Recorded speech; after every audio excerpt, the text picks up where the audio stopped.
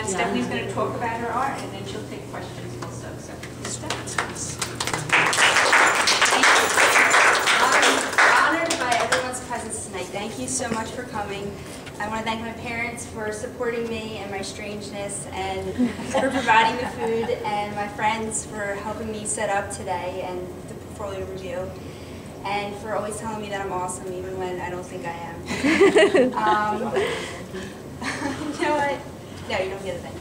I know there's not a lot of pieces on display, so I had my portfolio review today, and I also brought in some of my other academic work that you're all welcome to view down the hallway in the studio room. I guess I have to do some explaining about this. Let me start with a brief background of my artistic upbringing, which has led me to this point in my life. So I started drawing when I was very young, and I joined the art club in 4th grade, and I took weekly lessons up until 8th grade. And then in high school, I took up more art classes and to enhance and build on my art skills. And somewhere in between high school and college, I lost a connection with art.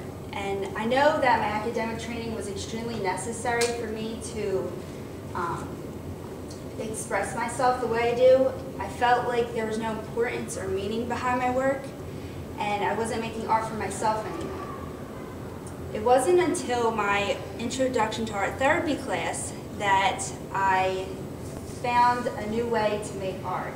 It just changed my whole perspective, and it wasn't about perfection, which has been a part of my life for a long time. I can thank my mom for that. It wasn't about being conscious of the elements of art or the principles of design or worrying about what the finished product was going to look like. And this was a shock to my inner critic and to my artistic OCD. And it took me some time to grasp this idea, but I understood that it was more about expressing myself and my inner feelings and enjoying the process of creating. And once I understood this and just learned to let go, I embraced this idea quickly, and it became my inspiration. So part of our grade in this class was to have an art journal, and our instructions were to create several pieces with a brief explanation about it. And I didn't stop at several. I kept going and I kept exploring, and this is what led to my interest in dreams and the unconscious mind, as well as learning about art therapist Margaret Nomberg, who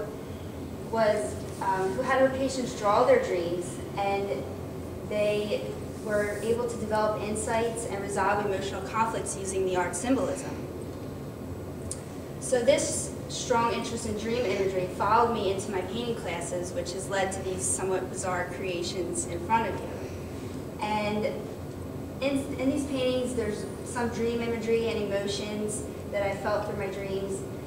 And although I have gravitated more towards making art to explore myself, I believe that my dreams hold some common themes and symbols and imagery that can hold a shared or common or collective meaning for anyone.